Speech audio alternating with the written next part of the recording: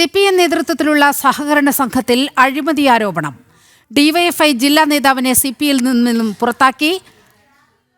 Nadathara local committee അംഗം നിബിൻ ശ്രീനിവാസിനെയാണ് പുറത്താക്കിയത്. അതേസമയം തനിക്ക് ഔദ്യോഗികമായി ഒരറിയിപ്പും ലഭിച്ചിട്ടില്ലെന്ന് നിബിൻ പറയുന്നു. വാർത്തയുടെ വിവരങ്ങളുമായി സാനു കെ സജീവ് ചേരുന്നുണ്ട്. സാനു, ഈ സഹകരണ കൊള്ളയുമായി ബന്ധപ്പെട്ട് ഈ CPM നേതാക്കളുടെ തട്ടിപ്പുമായി ബന്ധപ്പെട്ട് ഒട്ടേറെ വിവരങ്ങളാണ് ഇപ്പോൾ പുറത്തു വന്നുകൊണ്ടിരിക്കുന്നത്. ഇപ്പോൾ സംഭവിച്ചത് എന്താണ്?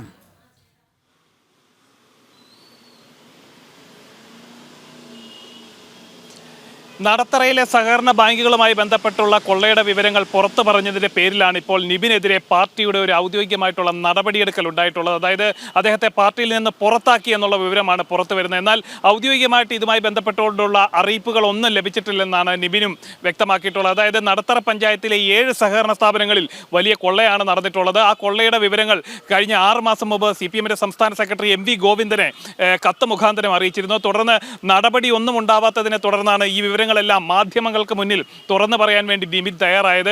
ഈ തുറന്നു പറച്ചിലുണ്ടായതിന് തൊട്ടു പിന്നാലെ തന്നെ ഇദ്ദേഹത്തിനെതിരെ നടപടിയെടുക്കുകയായിരുന്നു. അതായത് സഹകരണ ബാങ്കുമായി ബന്ധപ്പെട്ടുള്ള സഹകരണ മേഖലയുമായി ബന്ധപ്പെട്ട് നടത്തറ പഞ്ചായത്തിലെ വിവരങ്ങൾ പുറത്ത് പറയുമെന്ന് അറിയിച്ചതിനെ തുടർന്ന് ഇദ്ദേഹത്തെ ഏരിയ കമ്മിറ്റിയിൽ നിന്നും നിബിനെ CPMന്റെ ഏരിയ കമ്മിറ്റിയിൽ നിന്നും തരം താഴ്ത്തി LC കമ്മിറ്റിയിലേക്ക് ഒതുക്കിയിരുന്നു. തുടർന്ന് ഡിവൈഎഫ്ഐയുടെ ബ്രാഞ്ച് സെക്രട്ടറി ആയിട്ട് തുടരുന്ന വേളയിലാണ് ഈ ഒരു തുറന്നു പറച്ചിലുണ്ടായി. ഈ തുറന്നു പറച്ചിലുണ്ടായതിനെ തുടർന്നാണ് CPMന്റെ ഭാഗത്തു നിന്ന് ഒരു കടുത്ത നടപടി നിബിനെതിരെ ഉണ്ടായിട്ടുള്ളത്. അതേപോലെ തന്നെ ഈ ഡിവൈഎഫ്ഐയുടെ ജില്ലാ സെക്രട്ടറിക്കെതിരെയും ഇപ്പോൾ CPMന്റെ ജില്ലാ സെക്രട്ടറിയും രംഗത്ത് വന്നിട്ടുണ്ട്.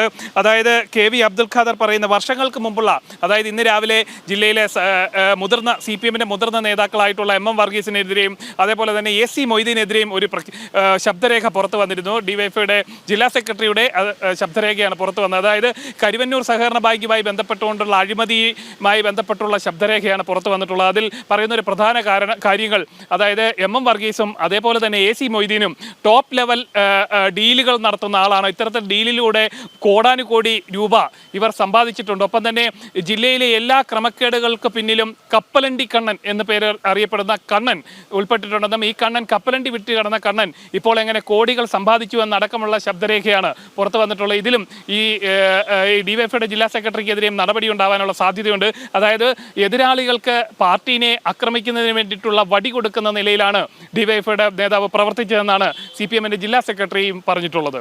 നീലിമ.